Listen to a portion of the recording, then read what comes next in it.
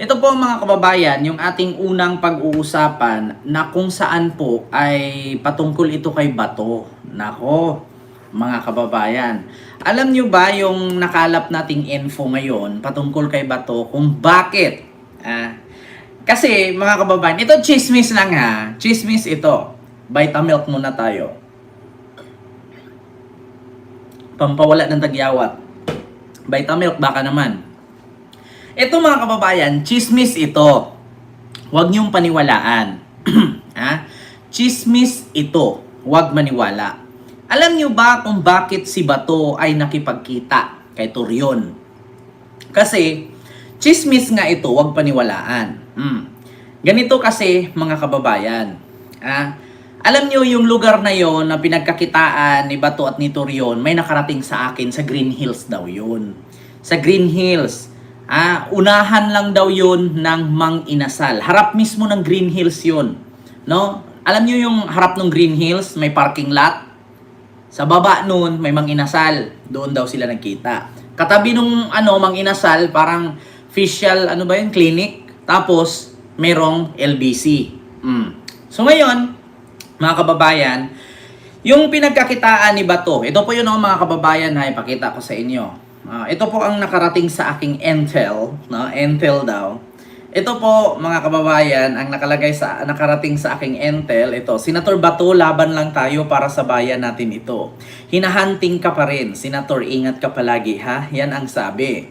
So mga kababayan, ayan po ay Diamante po yan. Diamante Facial Clinic. No? Or, hindi naman siya parang facial clinic, basta clinic siya. Yung may pampaputi, pampatanggal ng mga tigyawat, ganyan. Derma clinic, parang ganyan. Diamante. Ang katabi ng Diamante is LBC. Ngayon, unahan yan is Mang Inasal. So, may nakasabi sa akin, sa Green Hills daw yan.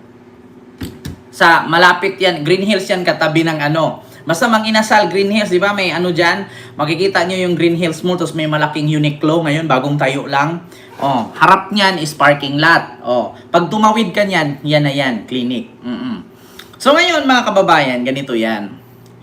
Kaya daw nakipagkita. Chismis to ha, wag paniwalaan. Chismis ito. Kaya daw si Bato, mga kababayan, nakipagkita kasi nakakapag-desisyon daw ito. Nakapag-desisyon daw ito na dalawa lang daw ang kanyang pagpipilian. Kasi alam daw ni Bato na talagang maaaresto siya at isusurrender nga siya sa ICC. Ngayon mga kababayan, ganito kasi nangyari. Kung gusto ni Bato sumuko na agad sa ICC, pwede ang sigaw kasi ng ibang DDS, para umuwi si Digong, palit ulo sila ni Bato. Ngayon, mga kababayan, syempre si Bato medyo bata-bata pa. At syempre, sabi nga ni Bato, hindi po yan sa Davao, mga kababayan. Alam ko sa Green Hills yan. Sa Metro Manila si Bato, wala sa Davao. So ngayon, mga kababayan, ang sabi, i-surrender si Bato, pauwiin si Digong. Ngayon, ang sabi naman ni Bato, di umano, chismis wag paniwalaan. Ang sabi daw ni Bato, napaka-imposible naman yun, na kapag sumuko ba ako, mapapauwi ba nila si Digong? So, wala daw ganon. Kasi nga, pareho silang tinarget ng ICC at pareho silang may warrant. So, wala naman daw batas na ganon na palit ulo. So, ngayon mga kababayan, ngayon, ang nangyari, ganito po, mga kababayan. Dalawa lang ang naisip ni Bato. Either sumuko siya, idiin si Digong, mag-state witness siya. Or, sumuko siya, samahan niya si Digong sa loob. Dalawa lang yan, mga kababayan. Kasi, kung mag-state witness siya, aminin niya lahat na si Digong ang may pakana at si Digong ang mastermind. Ang mangyayari dyan, mapareho siya kay Garma. So sa madaling salita, di bali nang magalit yung mga DDS sa kanya, at least siya malaya. Dalawa lang ang takbo ni Bato ngayon. According sa chismis na nakarating sa akin. Chismis to ha, huwag paniwalaan, paalala lang. Kasi ganito yan mga kababayan, laging nasa isip ni Bato, kung siya ay mahuli at magpakulong, hindi niya makikita ang pamilya niya. Kasi laging nasa isip daw ni Bato, si Sara nga daw nahihirapang pumunta na anak. Paano daw siya na wala naman siyang ganun kalaking pera na pamasahe sa kanyang asawa o sa kanyang pamilya pabalik-balik sa dahig? At paano daw siya kukuha ng pang-abogado na wala naman daw siyang bilyones na panggastos? So ngayon mga kababayan, bilang praktikal, parang babaliktad yata si Bato nito. Parang kakampi yata kay Trillanes. 'Di ba? Parang mag-alagarma ang labas kay Bato. Kaya daw di umano nakipagkita. Kina-clarify na ano ba? Susuko ako para maging state witness katulad kay Garma, kay Matubato at kay Las Cañas?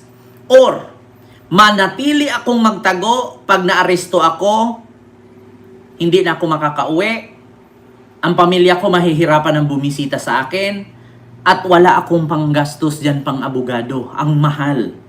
Yun ang nakarating sa akin according sa aking mga biik na walang puwet na tagahatid sa akin ng chismis. Kaya po mga kababayan, dalawa lang ang pinag-isipan ni Bato. Kaya kung mapansinin niyo mga kababayan, gawain na talaga ni Bato ang magtraidor. Bakit? Kung sinabi lang noon ni Bato na merong waran, hindi sana si Digong matuloy lumipad ng Hong Kong.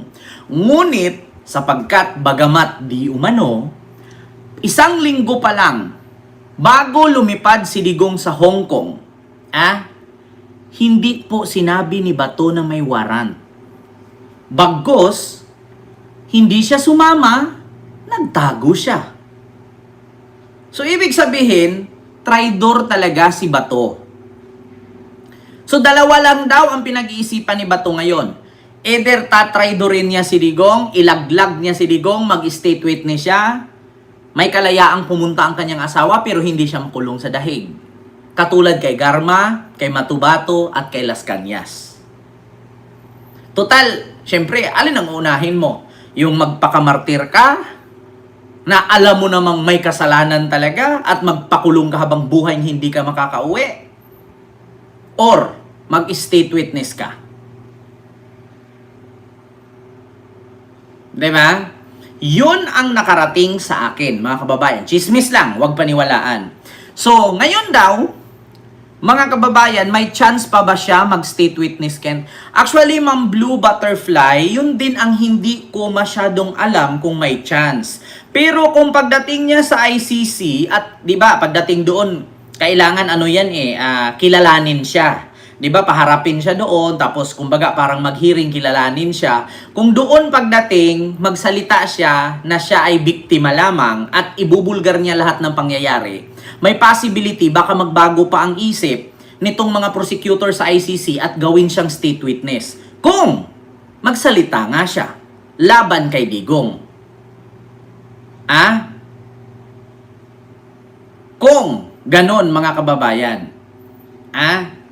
So, kung sakali man, pagdating doon, di ba, may confirmation of charges, tapos confirmation of, kung siya ba talaga yung hinuli, siya ba talaga yun, taga saan siya ba si Bato, siya ba si ganyan. Di ba, katulad kay Digong, nagsalita pa nga si Digong, I am Rodrigo Roa Duterte. So, ngayon, pagdating ni Bato doon, kung magsasalita siya at sabihin niyang biktima lang ako, meron akong sasabihin, at ikakanta niya, baka pwede pa, may possibility pang maging state witness siya. Hindi nga siya makulong, nasa kustudiya siya ng ICC. Pero, ang kabaliktaran doon, baka naman pag-initan siya ng mga DDS. Hindi naman, syempre, mga kababayan, kung kayo ang nasa kalagayan, kung ako si Bato, mas unahin ko ba magpakamartir at sabayan si Digong sa loob? Malamang hindi. Bakit? Si Digong bilyonaryo. Si Bato, may bilyon ba si Bato para mag-sustain dyan pang abogado? 'Di ba? Oo. Wala. Kaya ang mangyari diyan mga kababayan, kung ilaglag niya si Digong, gayahin niya si Garma, hindi siya makukulong. Mas proteksyonan pa siya ng ICC. Pero kung manatili siyang martir, di umano, pero nagtatago. Wala namang martir na nagtatago eh. Ang martir, lalabas siya, nagpapakita.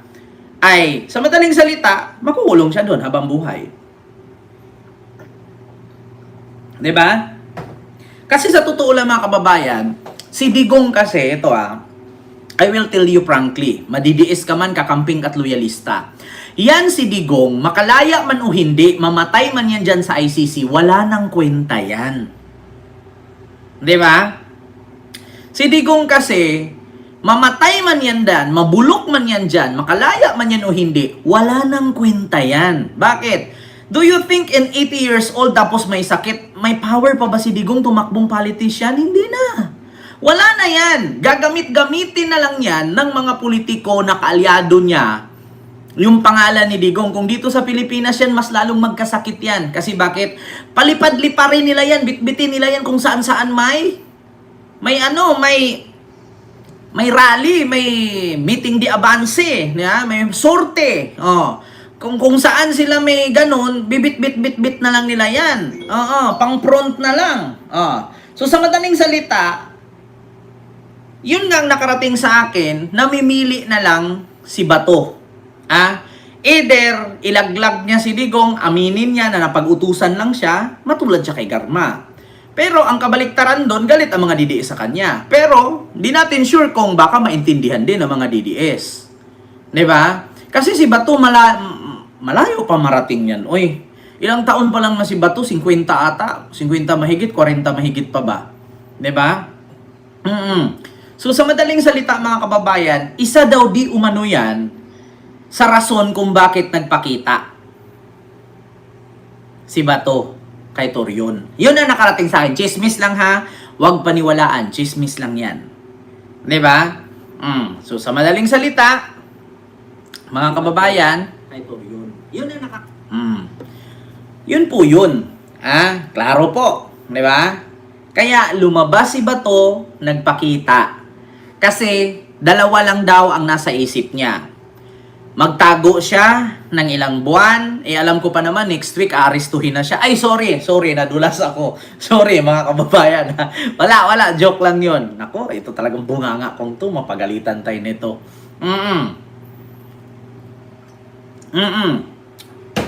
Naku, mga kababayan. Naku. Narinig nyo ba? Cut! Ulitin natin na. Bunganga talaga. Basta, alam nyo, mga kababayan, dalawa lang yan. Dalawa lang yan. Habang wala pang warrant si Bato, dalawa ang pinag-iisipan niya. Susuko siya, ikakanta si Digong, ilaglag si Digong, at ibulgar ang mga kabulastugan ni Digong, or samahan niya si Digong sa loob.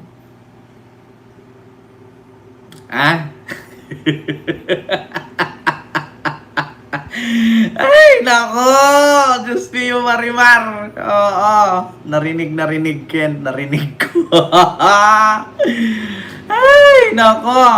Basta, mga kababayan, huwag pabayaan umalis si Iyotman. Bubo siya kung sasamahan niya. Kaya nga, Ma'am Livy, ganito lang yan. Dalawa lang daw ang pagpipilian niya. Habang wala pang warrant, lumabas na siya. Kaya nga, di ba lumabas na siya? Yun ang sabi sa akin, According sa chismis, huwag yung paniniwalaan, Huwag paniwalaan, chismis lang yan. Alam nyo naman ang chismis, di ba?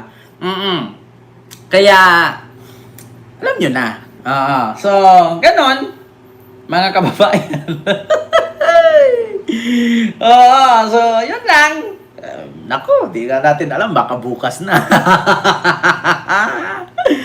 Ay, naku, baka bago magpasko. Ano na ba ngayon? 16, 17. 17 na ba ngayon? 17! Naku! Alo, 17 na. Malay natin. Diba? Ngayon week na to or next week, coding kasi. Coding pa, kaya hindi pwede. Ha? Pagkatapos ng coding, alam nyo na. Ay, nako. Oh, so, yun na mga kababayan, kaya nagpakita. Diba? Kung naalala ninyo, binisita na nga niya apo niya eh. Diba? Bit-bit niya yung apo niya. Ganon siya. Tapos, diba, inakbayan niya yung asawa niya doon sa may, may biranda. Parang harap ng parking lot yun eh. Harap ng parking lot ng actually, yung kasama niya, yung asawa niyang inakbayan niya, parking lot yung harap nun. Alam nyo, yung harap na yon sa MOA po yun. Alam nyo yung MOA. Tapos dyan sa MOA, merong IKEA. Yung harap ng IKEA, pag dumawid ka niyan, may McDo dyan. May kainan. May harang yan, harap ng McDo. Tapos harap niyan, parking lot. Doon sila nag-akbayan. Basta nasa Manila lang si Bato, huwag kayo maniwala na nasa Davao, nasa Manila si Bato. Nasa Manila. Kaya, yun po yun, mga kababayan. Alam niyo sa totoo lang, alam ni Bato yan. Diyos ko, si Bato naging PNP chief yan noon. Alam niya, maraming mga kabaro yan. Maraming intelligence si Bato, maraming kaibigan yan. Napaka-imposibleng hindi magsasalita yung mga kaibigan yan. Sabi nga doon sa PNP, hindi ba sila naiilang na ang aarestuhin nila ay dating PNP chief, dating amo nila, dating pinaka-boss nila? Sabi naman ng PNP, wala po kasi part of trabaho yun. Trabaho lang, walang personalan. So, yun po yun ha, ang nakarating sa akin mga kababayan, according sa ating biik na walang puwet, na chismis ay kaya daw si Bato nag-farewell, no? Nagpaalam na sa apo, sa kanyang mga anak, at saka sa kanyang asawa, kaya inakbayan niya, kumain pa nga sila sa McDo eh. So, yun po yun, mga kababayan, at saka nakipagkita siya sa Green Hills nga daw, di umano, sa Green Hills. Oo, kasi dyan sa Green Hills, mga kababayan, no, sa highway niyan, harap ng Green Hills, mayroong overpass niyan. Overpass, tapos Mang Inasal. Yung loob niyan, Mang Inasal to, yung loob ng Mang Inasal, pag pumasok ka dyan, merong LBC dyan, tsaka yung Diamante Clinic. Nasa loob dyan, doon sila nagkita. Di umano ha, chismis lang, huwag paniwalaan. So, yun yung nasa picture, na nakasandal sila doon sa Diamante, na kulay pink ba yun o pula? Na signage or logo. So, yun po yun mga kababayan.